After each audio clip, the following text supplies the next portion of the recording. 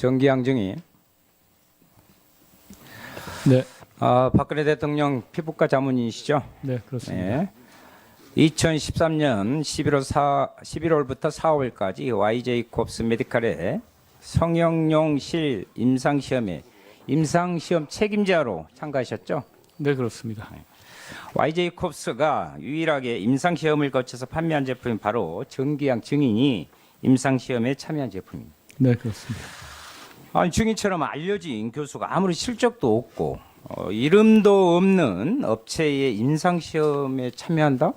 저는 납득이 잘 가지 않는데 이상하지 않아요? 그렇죠? 자, 제가- 임상시험에 어떻게 참여하게 됐습니까? 김영재 원장을 저희 병원에 계시는 김영재 원장의 주치의를 통해서 소개를 받았습니다. 누가 참여해달라고 했어요?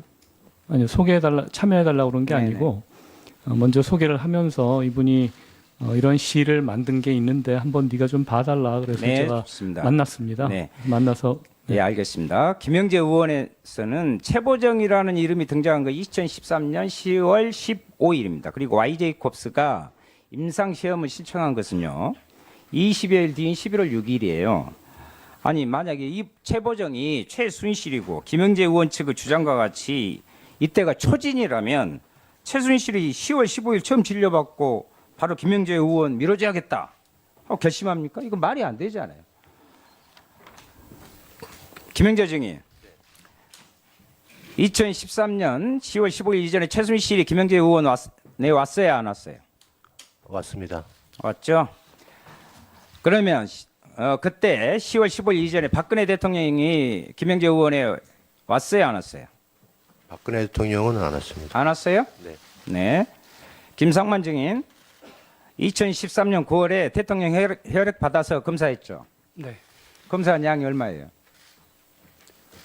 정확하게 제가 요구한 내용은 한 10cc 정도 됐었습니다. 그러니까 10cc, 아니, 70cc, 50cc 있잖아요. 어떤 10cc 10cc. 예. 처음에 언론에 NK 세포 활성화 검사라고 했죠.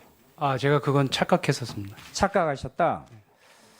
그럼 대통령 혈액 가지고 무슨 검사했어요? 전에도 말씀드렸지만 종합검진에서 빠졌던 호르몬 균형 검사를 네, 했습니다. 그것은 아까 말씀하셨고, 즉 공식 라인을 통해서 하지 못하는 검사한 거죠? 약물 중독 검사한 거 아니에요? 그렇지 않습니다. 그러면 국가 이익 기밀에 해당해요. 대통령은 그거 알고 계시죠? 요번에 처음 알았습니다. 이번에 처음 알았어요? NK 활성화 검사도 거짓말 아니었냐? 저는 이렇게 묻고 싶은데. 제가 면역 기능 검사를 한다는 거를 잘못 전달했던 것 같습니다. 예. 박근혜 대통령의 100억 주사인 루치원주 조사한 적 있죠? 저는 없습니다. 없어요? 저는 처방을 했고 저는 피하 주사만 했고요. 처방을 처방만 했습니다. 하는데 주사는 직접 하지 않았다. 네. 이병석, 김효노 전 주치와 의무실장은 김상만의 치료 내용을 전혀 몰랐다고 하는데 그럼 주치와 의무실장 모르게 누가 했어요 이걸 주사를? 저는 그 주사를 전달만 했고요. 대통령한테 직접 전달했고요. 아니야. 그럼 주사한 사람 아무도 스스로 났어요? 그건 저도 잘 본 적이 없습니다. 100억 주사위에 들어있는 글루타치온 성분이 마약 해독시킨다는 이야기가 있어요. 박근혜 대통령이 약물 중독이거나 아니면 의존성이 있어서 주사한 거 아니었어요? 처방한 거 아니었어요? 전혀 미용 목적이나 해독 목적으로 사용하지는 않았고요. 제가 시간 있으면 자료 네, 준비해 김영재 왔습니다. 증인 부인 박채윤, 처남 박희준, 처제 박채희 2014년 4월에 모두 개명했죠? 그리고 원래 김영재 증인도 원래 김영복에서 개명한 거죠? 네, 맞습니다. 그런데 2014년 2월 2개월 전 최순실이 최선원으로 개명한 직후예요. 우연의 일치예요? 아니 전혀 그분하고 상관없습니다. 상관이 없시다.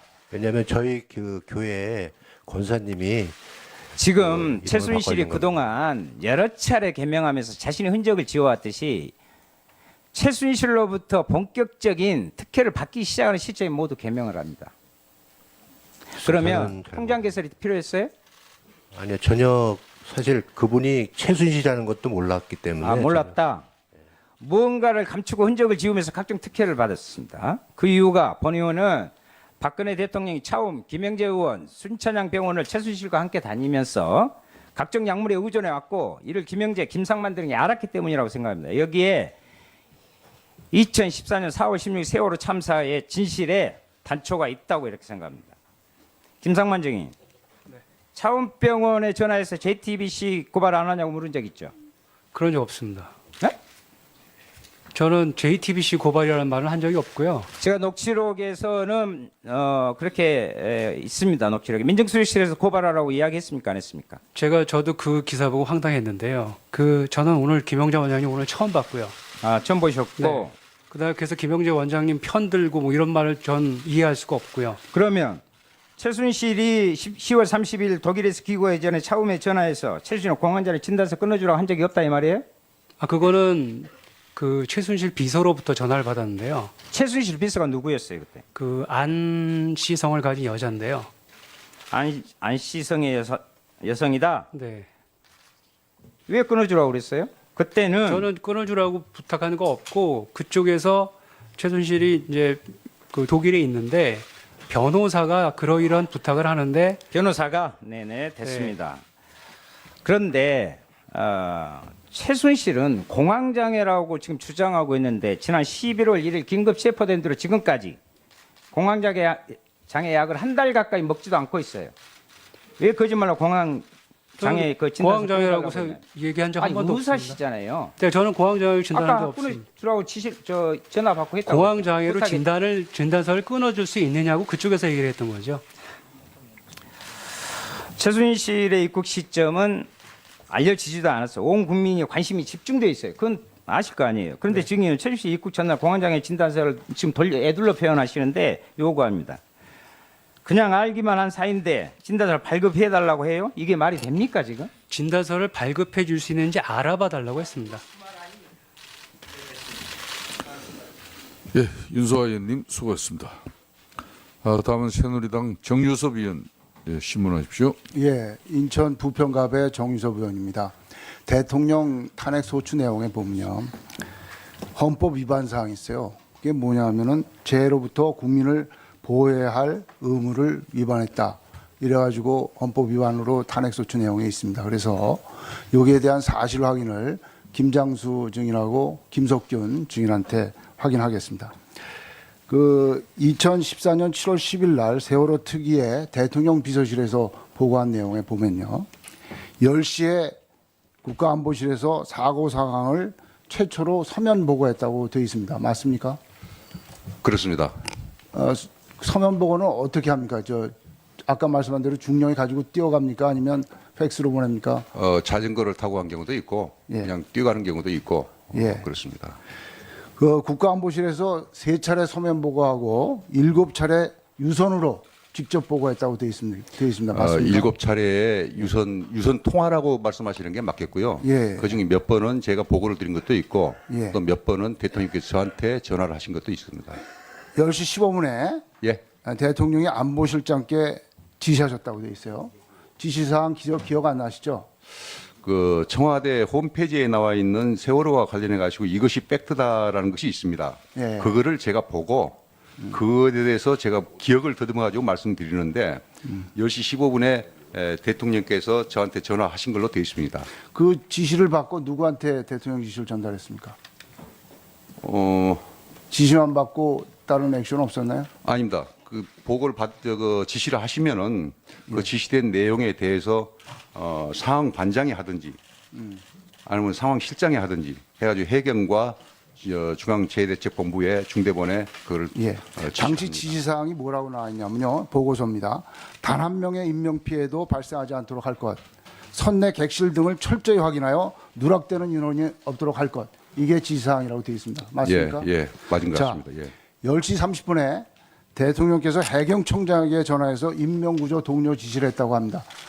김석균 증인 맞습니까? 그렇습니다. 당시 증인은 위치가 어디였습니까?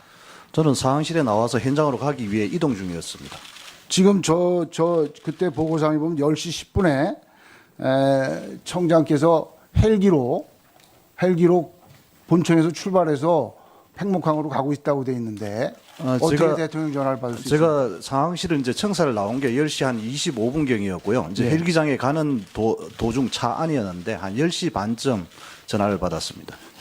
당시 대통령 지시사항 기억나십니까?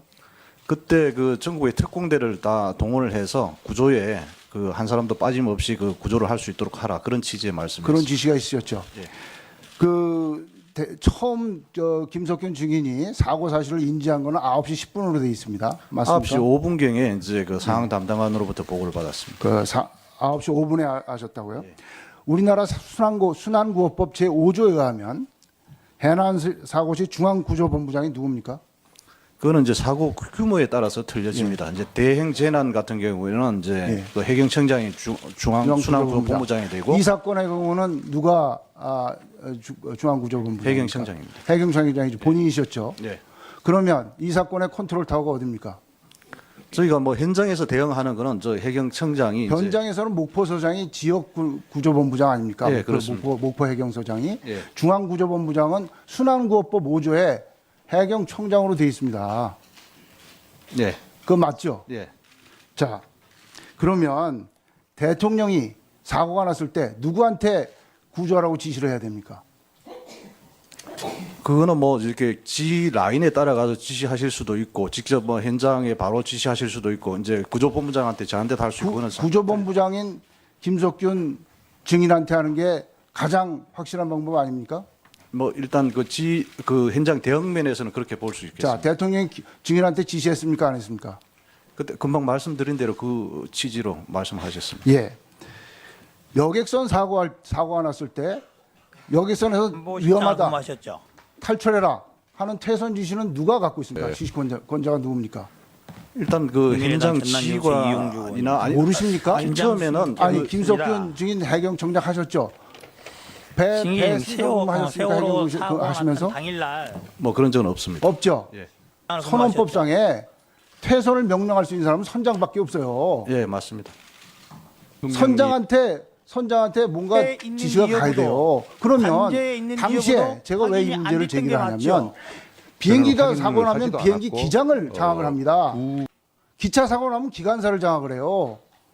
배 사고 나면 선장을 장악을 해야 돼요. 근데 해경청장도 시술을 본 서해 적도 청장도 없고 목포 터치를 한 서장도 적도 없기 때문에 단 한 그것에 번도 대해서는 선장을 포괄한 모르겠습니다. 사람이 그래요. 없어요. 5월 13일 하루가 아니에요. 선장을 장악해서 선장한테 명령을 이게 내려야 될 거 아닙니까? 2014년 상황을 8월 겁니다. 파악하고 지금 거기에 무슨 상황이 있는지 2015년 12월 승객들이 어디에 있는지 2016년 3월 거예요. 지금 이 무슨 모든 뭐라고 것을 하는지 의무실에 있는 사람이 그때 모르면 뭐라고 누가 나왔습니까? 합니까? 그때 여객 자, 그 김상만 여객 원장님. 사무장이 자, 전화로 상황실에 이 정도 시술 신고했잖아요. 간단한 지금 시술입니까? 여객들 전부 잘 나가지 말고 모르겠습니다. 가만히 있으라고 김영재 그런다. 그럼 그런 상황은 누가 파악해야 네, 됩니까? 간단한 실수입니다. 대통령이 누구나 파악해야 할수 됩니까? 있는 건가요? 해경청장이 파악해야 됩니까? 목포서장이 파악해야 됩니까? 자, 김원호 중에 일단 사고는 이렇게 바다 사고는 1차 이러한 대응하고 2차 시술이 대응하고 나눠서 반복적으로 말씀드릴 수 이루어지고 있는 있는데 것 1차 같은데 대응은 그만 의원님 말씀하신 대로 의무실에도 선장이 아무도 모든 몰랐다는 게 거기서 말이 일단 됩니까? 조동 조치를 하고 그 대통령이 뒤에 혼자 이제 구조실에 했겠어요, 가서 조치를 하는 그런 해상안전법 제43조 대통령이 3항에 혼자 보면 시술했다고 위험에 생각하지 않으시죠? 처한 선박의 선장이 자체에 대해서 잘 필요한 모르겠습니다. 조치를 취하지 아니할 때 시술한 걸 해경서장은 만들었습니까? 선장에게 모르겠습니다. 사고 신속 수술을 위해 다시 필요한 물어볼게요. 사항을 그러면은- 명할 수 있다고 되어 있습니다. 명한 사람 있습니까? 거기에 뭐 우리 그 VTS라든지 그다음에 만약에 상실하고 계속 제가 이렇게 이 말씀을 왜 드리냐면 만약에 이게 미국의 코스트가드나 일본의 해상보안청 관할에서 사고 났으면 이 사람들 선장 콜 안 했을 것 같습니까? 저희도 그 어떤 그 상황에 관련해서 계속 어떤 그 VTS를 통해서라든지 상황실을 통해 가지고 계속 지시가 이렇게 내려가고 그때 그렇게 대응을 하고 있었습니다.